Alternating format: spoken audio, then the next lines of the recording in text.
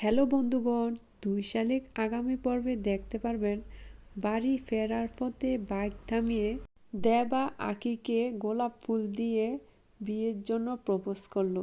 Like দিয়ে বিস্তারিত জানতে থাকুন। আশরামের দাদু ঝিলিককে বলে, কি রে ঝিলিক, আমি তো সবসময় আশা করি যখন তুই আসবি তোর মাথায় সিঁদুর থাকবে। তোর মাথায় সিঁদুর নাই কেন? কি রে দেবা, তুই ঝিলিককে বিয়ে করস না কেন? কালীপদ বলে, দাদু সব কিছু ফাইনাল হয়ে গেছে, শুধু আপনার আশীর্বাদের দরকার। তখন দাদু বলে, আমার আশীর্বাদ সবসময় তোমাদের উপর রইল। দাদু চারানাকে বলে, কিরে চারানা, তুই কবে হবি আটানা? তখন কালীপদ বলে, দাদু এখন ভালো খাচ্ছে, খুব শীঘ্রই হয়ে যাবে আটানা।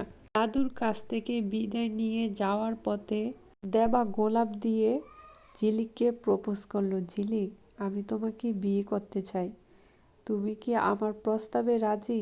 ঝিলিক মনে মনে ভাবতে লাগলো, আমি যদি দেবাকে বিয়ে করি, আমার সত্যটা যদি দেবা জানে, তাহলে কি দেবা আমাকে গ্রহণ করবে?